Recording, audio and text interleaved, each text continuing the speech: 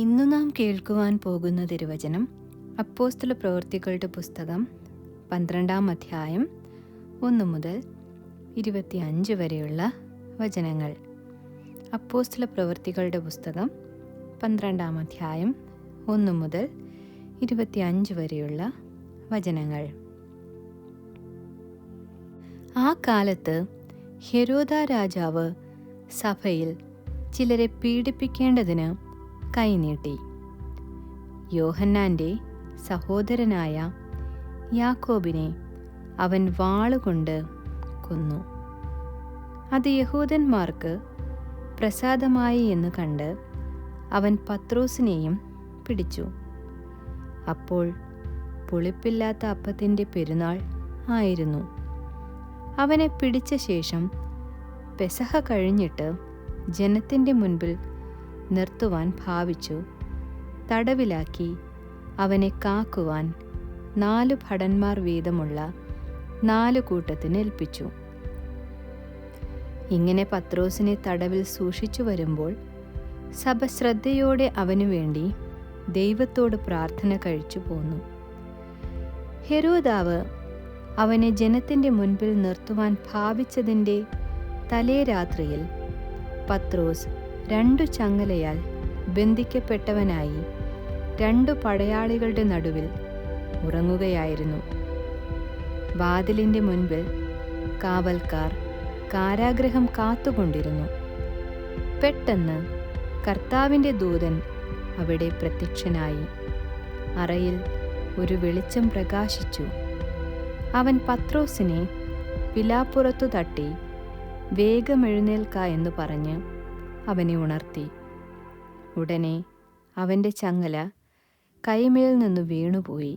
ദൂതൻ അവനോട് അര കെട്ടി ചെരുപ്പിട്ട് മുറുക്കുക എന്നു പറഞ്ഞു. അവൻ അങ്ങനെ ചെയ്തു. നിന്റെ വസ്ത്രം പുതച്ച് എൻ്റെ പിന്നാലെ വരിക എന്നു പറഞ്ഞു. അവൻ പിന്നാലെ ചെന്നു. ദൂതൻ മുഖാന്തരം സംഭവിച്ചത് വാസ്തവമെന്ന് അറിയാതെ താനൊരു ദർശനം കാണുന്നു എന്ന് നിരൂപിച്ചു. അവർ 1-ാം കാവലും 2-ാമത്തേതും കടന്നു പട്ടണത്തിലേക്കുള്ള ഇരുമ്പ് വാതിൽക്കലെത്തി. അതവർക്ക് താനേ തുറന്നു. അവർ പുറത്തിറങ്ങി ഒരു തെരുവ് കടന്നു.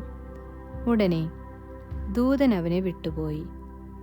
പത്രോസിന് സുബോധം വന്നിട്ട് കർത്താവ് തൻ്റെ ദൂതനെ അയച്ച് ഹെരോദാവിൻ്റെ കയ്യിൽ നിന്നും യഹൂദ ജനത്തിൻ്റെ സകല പ്രതീക്ഷയിൽ നിന്നും എന്നെ വിടുവിച്ചു എന്ന് ഞാൻ ഇപ്പോൾ വാസ്തവമായി അറിയുന്നു എന്ന് അവൻ പറഞ്ഞു. ഇങ്ങനെ ഗ്രഹിച്ച ശേഷം അവൻ മർക്കോസ് എന്നു മറുപേരുള്ള യോഹന്നാൻ്റെ അമ്മ മറിയയുടെ വീട്ടിൽ ചെന്നു. അവിടെ അനേകർ ഒരുമിച്ച് കൂടി പ്രാർത്ഥിച്ചു കൊണ്ടിരുന്നു.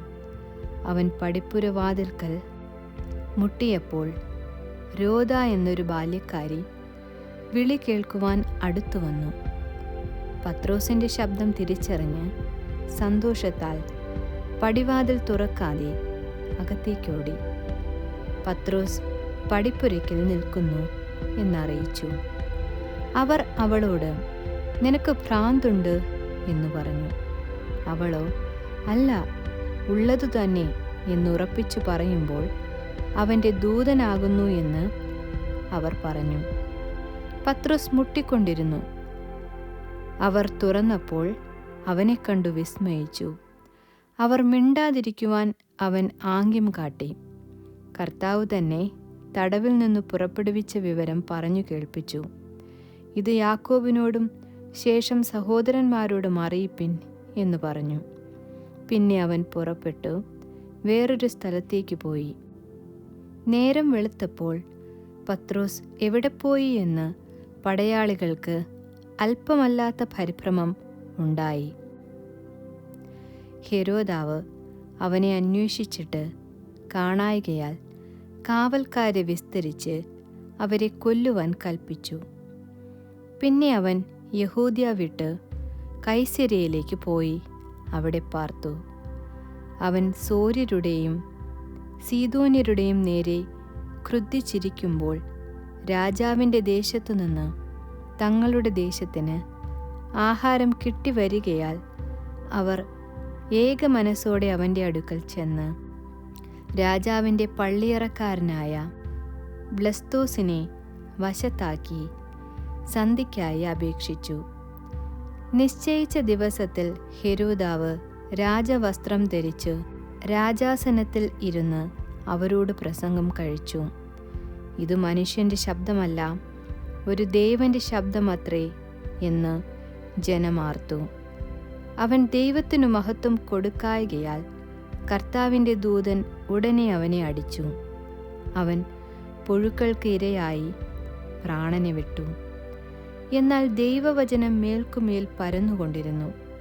ബർന്നബാസും ശൗലും ശുശ്രൂഷ നിവർത്തിച്ച ശേഷം മർക്കോസ് എന്നു മറുപേരുള്ള യോഹന്നാനെയും കൂട്ടിക്കൊണ്ട് യെരുശലേം വിട്ടു മടങ്ങിപ്പോന്നു. ആമീൻ.